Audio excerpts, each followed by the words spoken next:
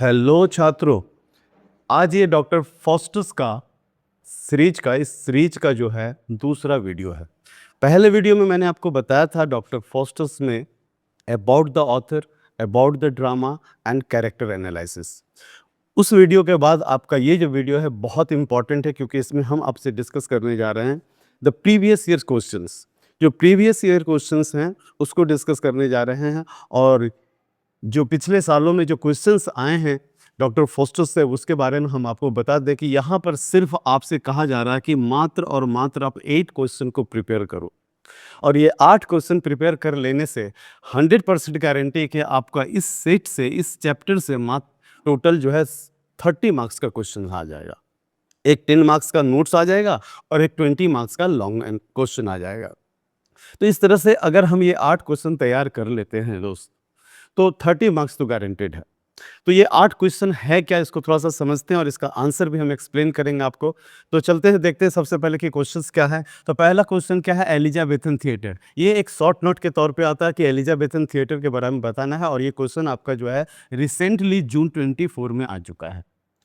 ठीक है, जून 24 में ये आ चुका है, और इससे पहले भी कई दफ़ा आया है, लेकिन रिसेंटली इस बार आया है, जो मैंने आपको मेंशन कर दिया। और दूसरा क्वेश्चन है मार्लो एज अ ड्रामेटिस्ट। ये भी शॉर्ट नोट है और ये दिसंबर 20 में आ चुका है।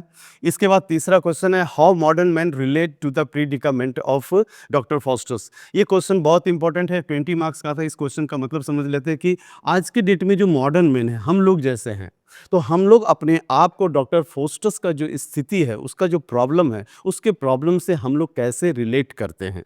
क्या आज डॉक्टर फोस्टस नहीं है? क्या हमारे और आपके बीच में डॉक्टर फोस्टस नहीं है? क्या हम कभी डॉक्टर फोस्टस की तरह बिहेव नहीं करते हैं?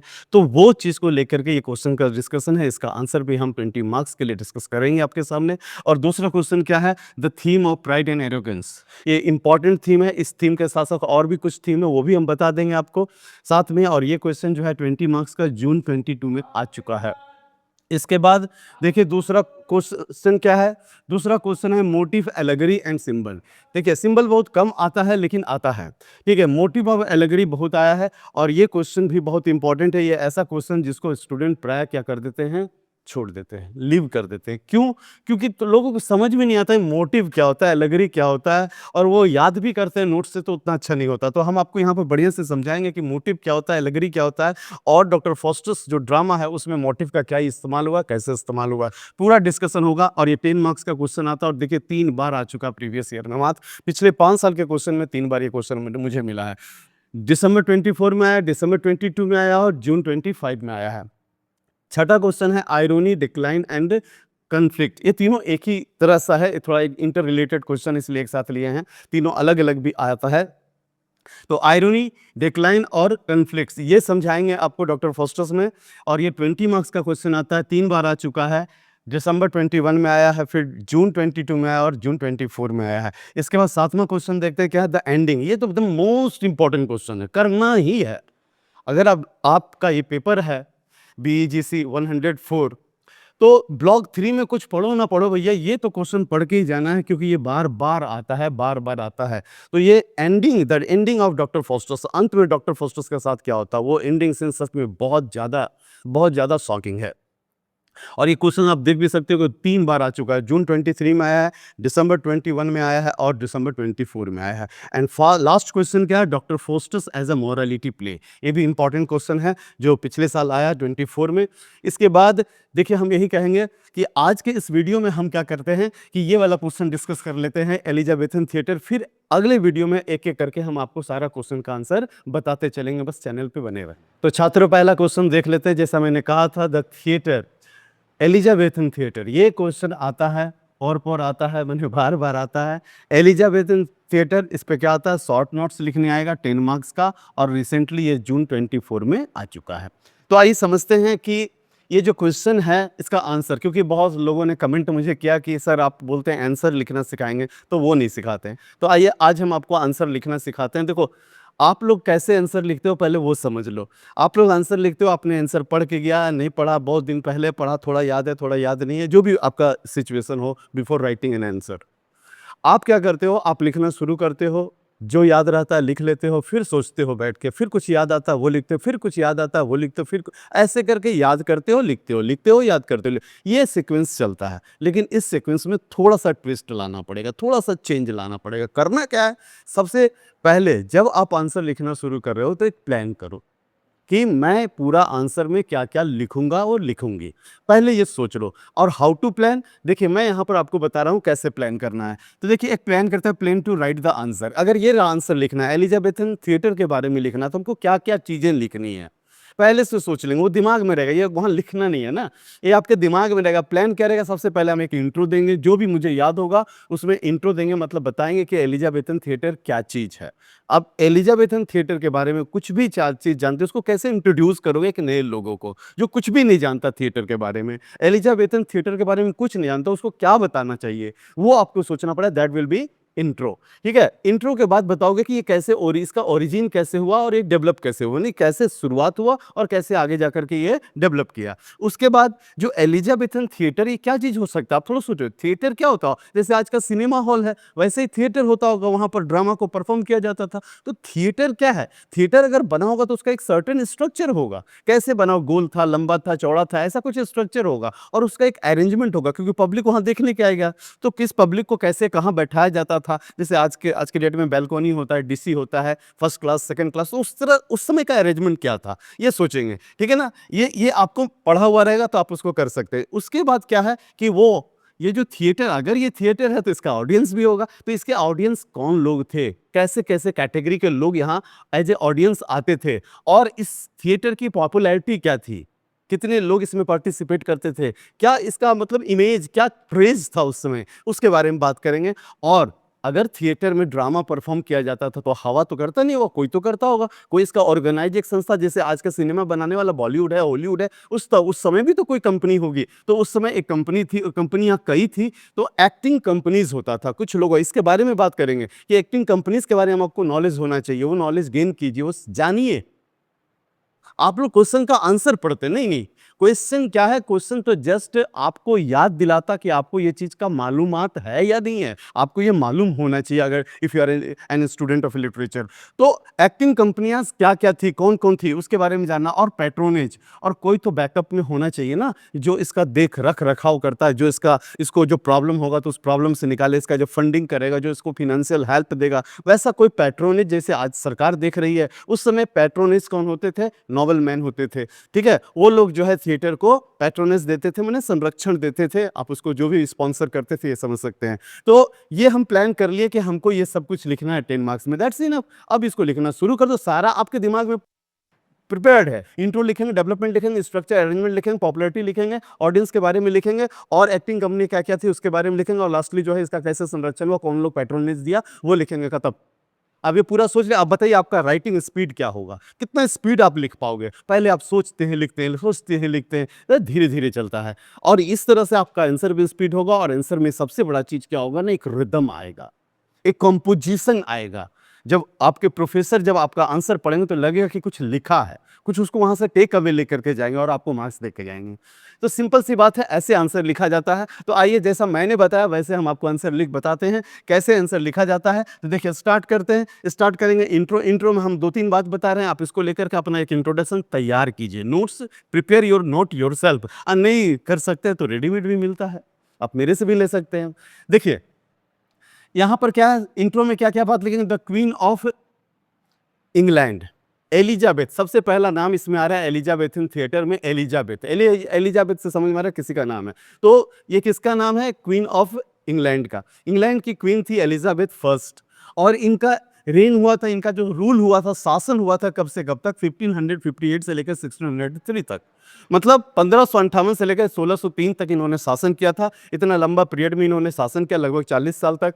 और ये जो पीरियड है 40 साल का लगभग, इस पीरियड को ही यहाँ पर क्या बोला जाता है? Elizabethan age in English literature. English literature में इसको एलिजाबेथन एज बोला जाता है। इसको जानिएगा। आप अभी ये चीज़ नहीं पढ़े, लेकिन आ जाओ एमए में, और एमए के बाद अगर आप नेट का एग्जाम का तैयारी करेंगे तो ये सारा हिस्ट्री ऑफ इंग्लिश लिटरेचर आपको पढ़ना पड़ेगा, उसमें आपको ये सब एज मिलेगा। तो एलिजाबेथन एज कहते हैं किसको? The period of rain of Elizabeth first.